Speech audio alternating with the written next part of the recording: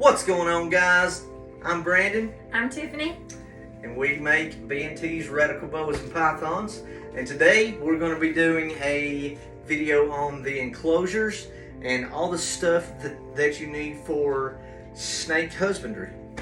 So we're going to go ahead and get started. I want to start out by saying most of the time, a lot of people who get pet snakes like to use 10-gallon tanks, and that's honestly just not a good idea, just for the simple fact of it doesn't hold humidity well. Now if you have like a corn snake or a king snake or something like that, it's completely understandable because they don't require as much humidity. But if you have like a boa or a python, they require just a little bit more humidity, and a tank is not good for that because all of that humidity rises straight out the top and it's not holding it in. So here at B&T's, we like to start our babies with this 6-quart tub. I don't know if you can see that or not, but it has holes all the way around and it has holes right here on the top. And how we do the babies, if they are, say, a python is straight out of the egg or a boa is straight out of the womb. Let's go ahead and open this up. We're going to take some paper towels. Paper towels, another thing, you are going to need paper towels if you're going to breed snakes. So we'll just take some paper towels here, just like that, and we will actually just lay it in there, just like so. And we'll take a mister that you're actually going to need as well a lot of the times, because this you need to spray like your bigger boa cages, which holds the cypress mulch that I have right down here. Big bag, good job. Cypress mulch there, and that's what we use in our sub-adult to adults and for the babies once they have shed. I only use this with a paper towel until it has its first shed. Then I put it on cypress mulch and I spray it down really good, and it really holds that humidity. So I would take this fresh baby, mind you, in here, wet this down really good, just like that. I would take the water bowl, just like this. This is just a plain little deli cup that you can find pretty much anywhere. Place it in there, put the water in. If you wanted to hide, you could do like some scrunched up newspaper, something like that. Put the lid on, you have a baby snake enclosure. Now, if you wanted to even use this same tote as a, I guess you would say a juvenile snake, you could use this and just put the cypress mulch on the bottom as well. So as they grow though, you're going to need a little bit bigger of a tote. This is actually a 12-quart tote that does not have holes yet because it's brand new and I just bought it. But normally it would have holes all the way around, and just like the other one did, and have just a few holes on top, not many, just a few. And same thing, put your cypress mulch in the bottom of it there, put your water dish in, spray it down good. We're good, man, all day long. Say that you have a, we'll say, sub-adult to an adult boa. You would bump yourself up to a 32-quart tub for a small sub-adult boa, and same process with that. Cypress mulch, misting it down good, really holds that humidity. Then you would move up to a 40-quart long. It looks like one of those totes that you would push up under the bed that holds like blankets and clothing, maybe, stuff like that. Same concept. And then you would get all of your larger enclosures such as these, and we'll talk about those here in just a little bit. So for right now, I want to look at some husbandry tools that you're definitely going to need if you're going to raise or breed snakes. We're going to start off with some probes here.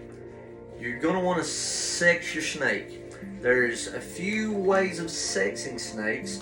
There is what is called popping. There's what is called probing. These are all probes, smallest to large. The larger ones, of course, is just say that I went out and bought a new adult boa or an adult ball python. I would use the larger one. As a baby, you would want to use these. All right, and definitely need some of those just in case you ever need them. It's always good to have. Let's look at the feeding tongs. You got the large ones. These tongs are super duper long. These are 24-inch tongs. They're so big. They are for our large snakes, such as our boas, because trust me, you do not want to get bit by an adult boa. These are our small tongs used for our juveniles and adults. Definitely gonna need tongs. You do not want to feed with your hands just because the snake senses the heat, and it may sense the heat on your hand and not on the rat or the mouse that's on the end of these tongs. So you always want to use the tongs. Okay. All right. Next thing will be you're gonna need a brush to clean your cages, all of that good stuff. Everybody knows that. You have to have a brush. Okay, another thing you're gonna need is a thermometer. This is a heat thermometer. If you hold the trigger here, it'll actually have this little red dot right there, and that actually says that my hand is 93 degrees. Kind of hot. No comment. Anyways, so the temperature gun is good for checking your heat, like your heat tape and how hot it is in the enclosure, and honestly, even how hot it is in the room, because you always want to have an ambient temp and a hot spot in your enclosures. All right. Another thing that we like to use here as a substrate only on the blood pythons is sphagnum moss. We use a mixture of sphagnum moss and the cypress mulch. They know what it is. It's okay.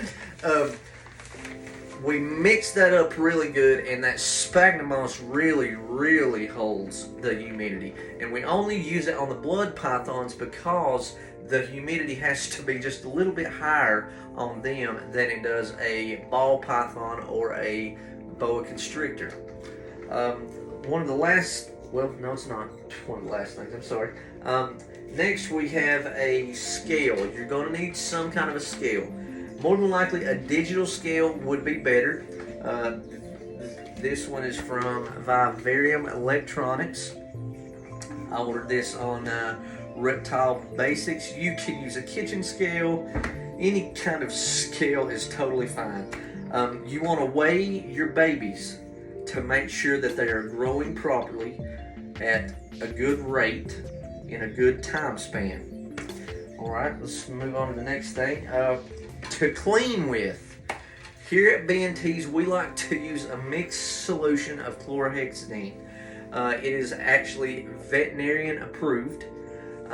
We use this for rat cages, mouse cages, snake cages, and we also have guinea pigs, so we use it for guinea pig cages. What you do is you take this and mix it with water. This is actually a concentrate, so it's very strong and has to be diluted down in water. So half and half, right? I think it's a little bit under half, but yeah. So we got that. All right. And of course, we showed you earlier that we have to use a lot of paper towels. Next thing, big thing. Yes, it's a cheapie, because I'm a cheapie. Just kidding. This is a humidifier from Walmart. No big snazzy thing. $12 all day long at Walmart. We use this approximately twice a week in this room. This room stays at 80 degrees, and we do that by using a heater down here that I have in here. And like I said, we turn this on 2 times a week, and that keeps this room nice and humid. It keeps the humidity in the cages nice and good as well. And I think that's all we've got for the stuff.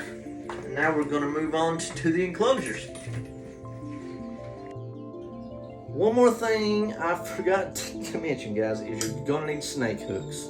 Snake hooks is a big thing because some snakes can be quite aggressive. Some can be just cage aggressive. I have a couple down here in the boa enclosures that are very cage aggressive. So this type of hook you would use for your babies, of course. And then I use this hook right here a lot. This hook is mostly for like your medium-sized snakes, like your ball pythons, your subadult bloods, and my subadult boa constrictors. Now this hook right here I have for larger snakes, like when the bloods get fully grown, they're going to be very, very heavy. And when the boas get fully grown, I see you, little girl, they're going to get very heavy. So this will help me to, I actually have all of these guys hook trained, and what I mean by that is I will tap them on the head, just barely tap them, and they know then that, hey, it's not time to eat, it's time for me to be out of my enclosure.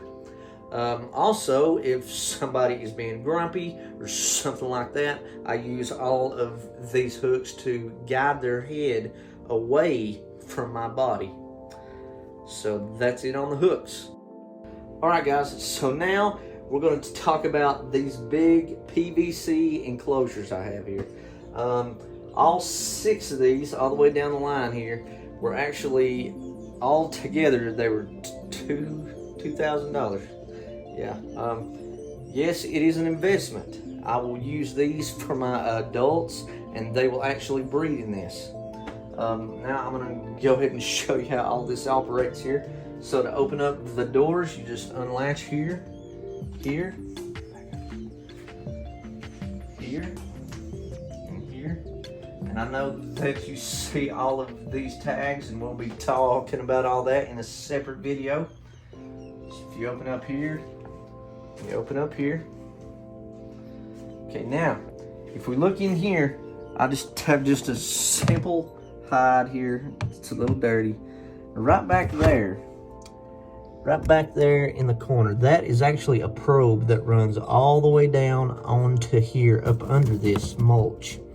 And that will tell the thermostat that is on top of here to turn on and off. And under this is actually a heating pad right over here. It's literally this big and all the way to the back. If we come up closer here and look right back in here, these are the air slots all the way down through the back of the enclosure. And again, these enclosures are made by Vivarium Electronics as well. And here we just have a water bowl that's from Walmart, just a dog bowl. And that's pretty much it for these enclosures. They're pretty simple, pretty basic. Alright, that's it on the enclosures. Now we're going to go up to the thermostats. Okay guys, so here is the thermostats I was just now telling you about. This one runs 2 of the enclosures each, so 2, 2, and 2. You can set the temperature for daytime heat and a nighttime drop heat. So it'll actually drop at night. As you can see, some of the temps are fluctuating just a little bit there. It's supposed to be on 90 degrees, and I know that sounds like it's pretty hot, but it's actually not, because it's having to go through a piece of PVC, so you have to have it just a little bit warmer there. And that's it on these thermostats. Now we're going to go to the other rack for the babies and the subadult ball pythons and blood pythons. Alright guys, so here is our baby to subadult rack of ball pythons and blood pythons. And I'm going to go ahead and take you inside of the enclosure here real fast.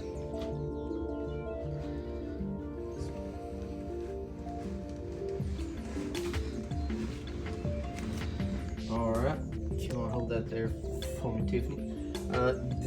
This is the inside of one of the ball python enclosures. Now, as you can see, it's pretty simple. Nothing to it, really. I forgot to mention that on the back of these racks is a heat tape. It's a 6-inch heat tape across the back side of the totes that heats this whole rack.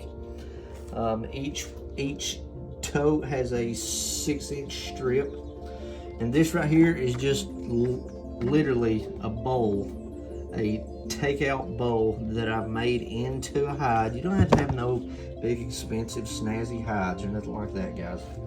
And this is a dog bowl. It has water in it, and this of course is the ball python. He's a sweetheart. And this again is your cypress mulch. Now, normally I try to spray these guys down at least once a week just to keep that humidity up and going really well, and that helps the snakes to shed properly, is what the humidity does. All right, now we're going to move on and look at the thermostat.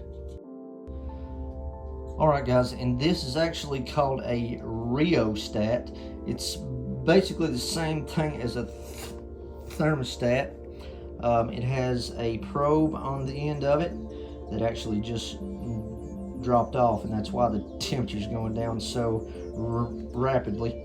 But you can set this to any temp, and right now it's set on about 88 degrees, and I have that for the rack that I just showed you. Alright guys, and that's all we have for this video. Remember to like, comment, and subscribe on this video. I need all the subscribers I can get. And the next video will actually be on record keeping for all the bloods, the boas, and the ball pythons. We'll see you next time.